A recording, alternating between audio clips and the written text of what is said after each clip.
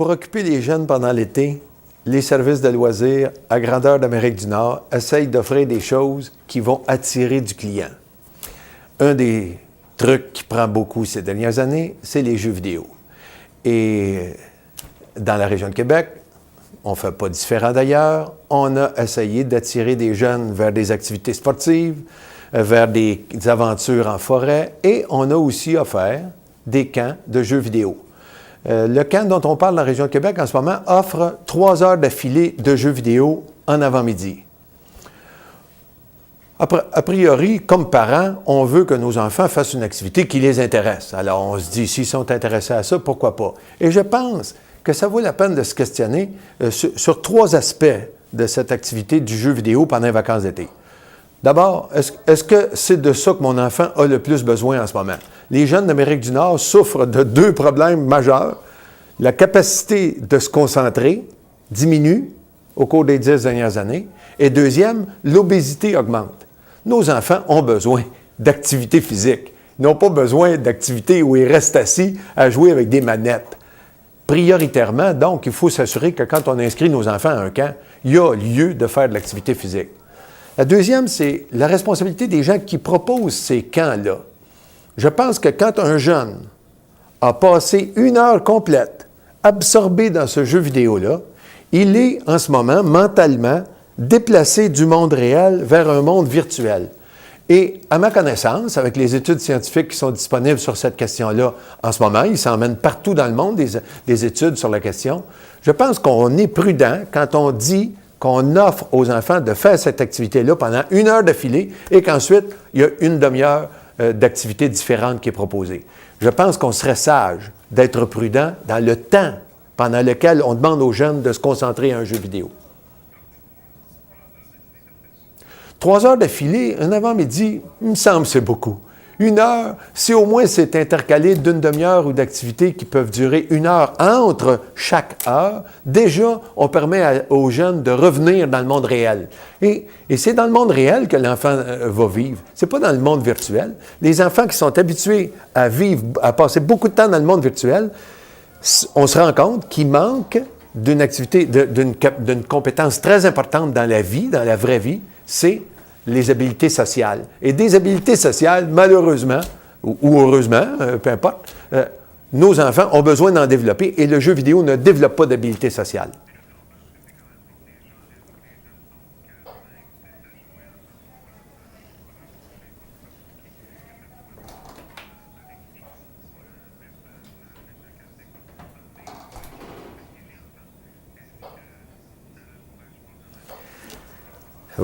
Voilà, on arrive au deuxième critère. Quel est le contenu du jeu? Quel est le défi qui est proposé aux jeunes quand il est absorbé par son jeu vidéo? Il faut savoir que 75% des jeux vidéo sont des activités où on cherche à développer un réflexe le plus rapide possible. Le système nerveux central reçoit une information, un stimulus de la part de l'écran, et il faut que le cerveau délègue la responsabilité de poser un acte au système nerveux périphérique. Appuyer sur le bouton de la manette pour tuer quelqu'un ou pour abattre des bébites ou manger des monstres. Dans tous les cas, je pense que 75% de ces jeux-là ne sont pas des jeux qui devraient être utilisés dans ce type de camp qui est offert pendant l'été. Ces jeux-là ne développent pas d'habileté, ne développent pas de compétences, ne développent pas de curiosité. Ils n'amènent pas l'enfant à se poser des questions, ils l'amènent simplement à poser un geste mécanique. Et ces jeux-là, on le sait, ont été utilisés par l'armée américaine pour conditionner des jeunes militaires de 18-19 ans à aller tuer des ennemis, entre guillemets, sans réfléchir. Qui nous a expliqué tout ça? Un militaire de l'armée américaine, psychologue de profession, qui a utilisé des jeux vidéo pour conditionner des jeunes à tuer sans réfléchir. Pourquoi il faut conditionner des jeunes à tuer sans réfléchir? Parce que tous les êtres humains, et les animaux aussi, sont réticents à tuer quelqu'un de leur espèce. Ils peuvent s'affronter, ils peuvent se cogner tête à tête, se battre pour obtenir une femelle chez les loups, chez différentes espèces, mais ils ne se tuent pas, monsieur. Et dans le jeu vidéo, on conditionne des gens à tuer sans réfléchir. Ces jeux-là, donc, ont un effet conditionnant. Si ce sont des jeux dans lesquels on prétend développer de la stratégie, je pense que ça vaut la peine pour les organisateurs de bien s'interroger sur le type de stratégie qui est proposée. Est-ce que c'est toujours une stratégie qui vise à s'unir pour abattre un plus faible? Est-ce que c'est de ça que l'humanité a besoin en ce moment, de développer chez les enfants la capacité de s'unir ensemble pour détruire un plus faible ou éliminer de plus en plus de monde? Je ne suis pas certain que ce sont des stratégies à inculquer à nos enfants. Maintenant, il se peut que le jeu vidéo soit vraiment un jeu brillant, intelligent, qui développe une analyse de la situation et une capacité ensemble, collectivement, de trouver une solution à un problème. C'est possible. Il y a des jeux de football, par exemple. Madden est réputé pour être un des jeux qui développe le plus la réflexion, l'analyse, la stratégie. Et il y en a quelques-uns, mais ils sont très rares. Mais les gens qui organisent ces camps devraient prendre bien soin du type de jeu qu'ils utilisent pour intéresser nos jeunes pendant l'été.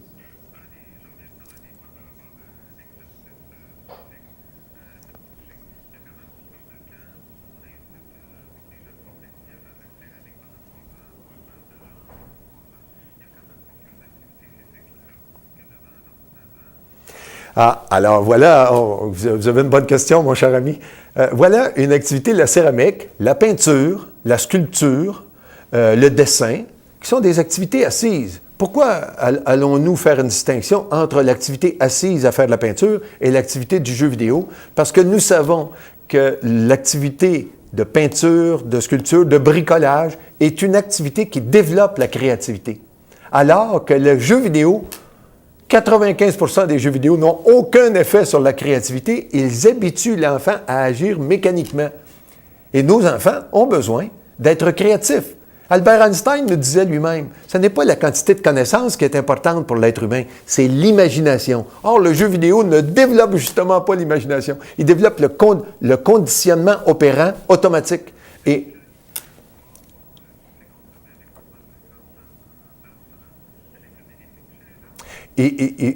c'est possible qu'il ait un effet bénéfique, l'activité, aux trois conditions que je vous mentionne, que je vous recommande et que je recommande aux organisateurs du camp de respecter. 1. Jamais plus d'1 heure d'affilée à travailler dessus sans donner une activité alternative d'au moins une demi-heure. 2e, permettre aux participants d'analyser ce qui s'est passé dans le jeu et non pas de toujours être absorbés dans le jeu comme si ça devenait la vraie vie. 3e, s'assurer que le jeu qui est utilisé n'est pas un jeu qui développe le réflexe mécanique automatique d'exécution. Et les cerveaux humains réunissent leurs différentes cellules, leurs neurones. Nos neurones sont réunis par des synapses. Quand le jeu vidéo nous conditionne à toujours relier plaisir avec cruauté, méchanceté, meurtre, assassinat, capture d'un méchant, on est en train de brancher des parties du cerveau qui ne vont pas ensemble. Activité d'alerte, d'inquiétude devrait toujours être reliée à trouver une solution d'entraide. Et le jeu vidéo ne développe malheureusement pas d'entraide. Même si parfois certains joueurs coopèrent ensemble, l'objectif est toujours d'exterminer quelqu'un.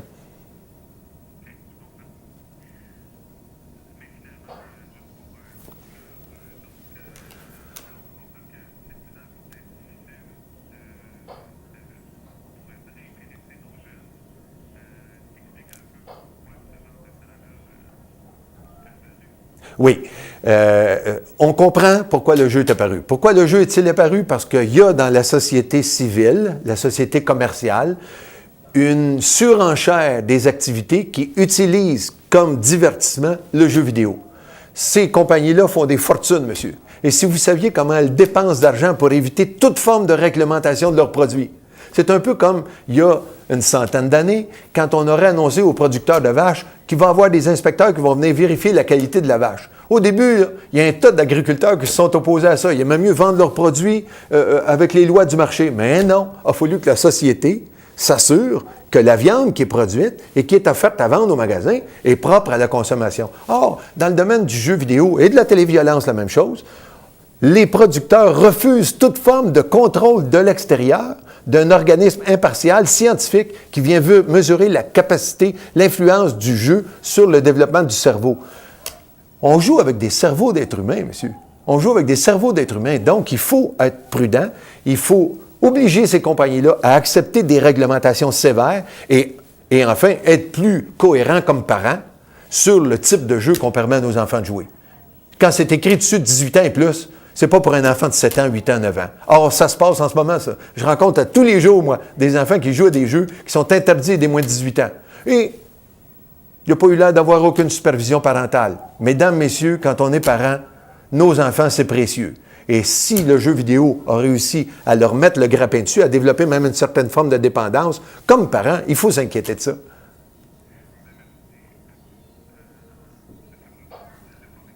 Bien, merci. J'ai essayé de vous donner les meilleures réponses possibles. Merci. Au plaisir. Vous n'avez pas une idée quand est-ce que...